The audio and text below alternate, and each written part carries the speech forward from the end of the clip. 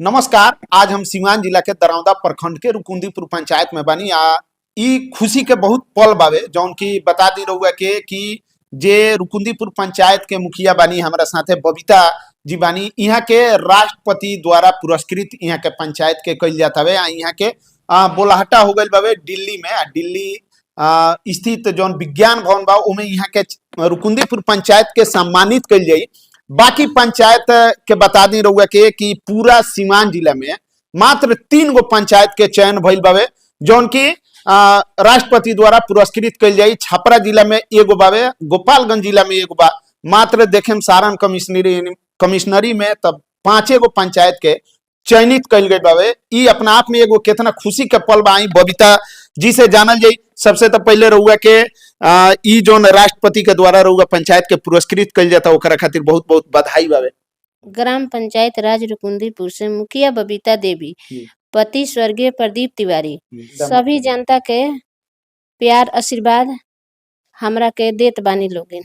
ई वार्ड आई सब जौन बातन हमरा रुकुंदीपुर पंचायत से जनता से मिलल बा।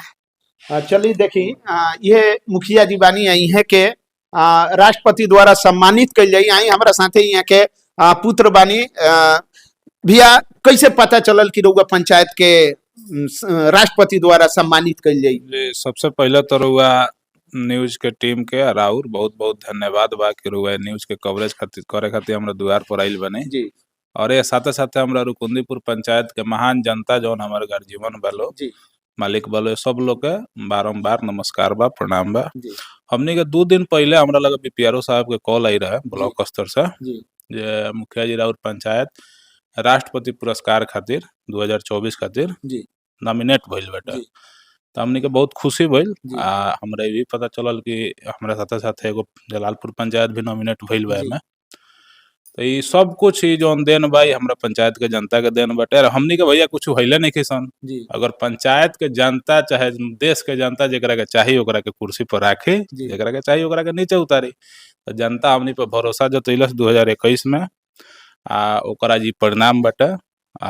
एकदम तहे दिल से हमर शुक्रगुजार हमनी के बानी सन रुकुंदीपुर पंचायत के जनता के। सीवान जिला में 350 पंचायत बावे और 350 पंचायत में मात्र 3 गो पंचायत के चयन भइल बावे। ऐसन कौन रउआ काम कर देवनी रुकुंदीपुर पंचायत में कि रउआ पंचायत के राष्ट्रपति द्वारा सम्मानित कइल जाता है? देखिए हमनी के काम के स्तर में 2-4 गो बहुत बेहतरीन काम कइले बानी सन जौना के धरातल पर लौकत भी बा। जैसे कि सबसे पहले बटे कि प्रधानमंत्री मोदी जी के मान ली कि अथी बा वहाँ के लक्ष्य बटे कि जल बचावे के बटे। तो वो विषय में हमनी के काम करनी सन कि ग्रे वाटर हार्वेस्टिंग खातिर सोख्ता बनौनी सन जगह जगह लोग के द्वार पर जो सोख्ता बनल बटे जौना से कि पानी जौन भी गिरता उ जियान नहीं होत, बर्बाद नहीं होत, वो वापस उफेन जमीन में चल जाता।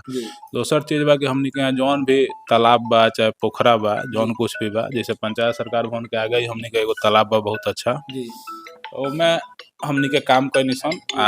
ये पर थीम रहे हमनी के जल पर्याप्त पंचायत बनावे के बेटे, जहाँ की मतलब हमनी के पंचायत में पर्याप्त जल रहे, वो विषय पर हमनी के काम करनी सन। ओकरा बाद मान के चलिए कि जौन कचरा प्रबंधन के भी काम भइल, वो विषय में भी हमनी के WPU बनैनी सन। जगह जगह कचरा के उठाव भइल, आज भी होता थोड़ा बहुत, थोड़ा कम जरूर भइल बाटे पहले के अपेक्षा।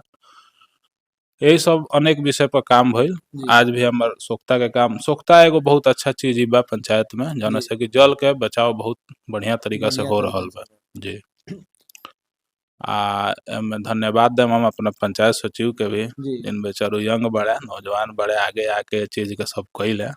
हमरा के सलाह देले कि मुखिया जी एकरा के दिया कि आगे ही बढ़ो। हमनी के आगे बढ़नी सन। हमनी के तो मतलब विश्वास ना रहे जे राष्ट्रपति पुरस्कार खातिर नॉमिनेट हो जाए। सारे जैसे हम सन के कुल टीवी पर देखे निसन के राष्ट्रपति सम्मानित करे।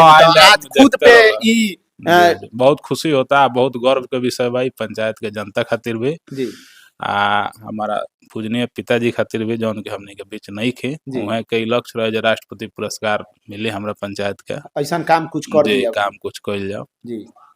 आज ही सपना सच होता, पिताजी के एकदम सपना रहे, सपना सच होता रहे। दुख भी बा बहुत मन में जो है हमनी के बीच में नहीं है। रुकुंदीपुर पंचायत के जनता से का कहेम जौन की आज रउआ जैसे कहतनी कि हमार ना पूरा रुकुंदीपुर जनता के सम्मानित कइल जाता जी राष्ट्रपति बिल्कुल, हम द्वारा। कहे के चाहेम कि ऐसा ही प्यार दुलार बनौले रखे लगे।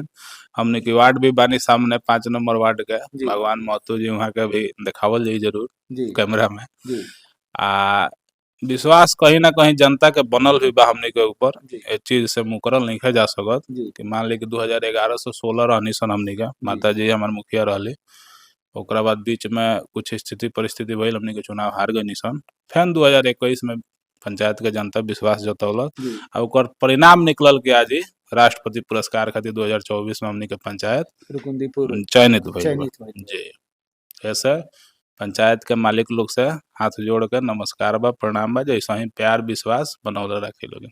चलिए देखी ई एगो ऐसन सीट हवे कि सबसे ज्यादा अगर चोरी के आरोप लगेला, घोटाला के आरोप लगेला तो मुखिया जी लोग पर लगेला, लेकिन एगो ई गर्व के बात बावे कि रुकुंदीपुर पंचायत, जलालपुर पंचायत ऐसन पंचायत के राष्ट्रपति द्वारा, देश के प्रथम व्यक्ति जो होले न राष्ट्रपति, उनकरा द्वारा सम्मानित कइल जाता है मुखिया जी के। मुखिया जी के ना पूरा पंचायत के एक ई अपना आप में एगो गर्व के बात बा। बाकी रहुआ का कहम ऐसन मुखिया जी लोग खातिर जे राष्ट्रपति द्वारा सम्मानित होता, कमेंट करके बताई, वीडियो के खूब से खूब शेयर करी ताकि और मुखिया जी लोग भी ए पर सीख ले लो कि काहे उ पंचायत चयनित हो गई, हमार पंचायत काहे ना चयनित भइल।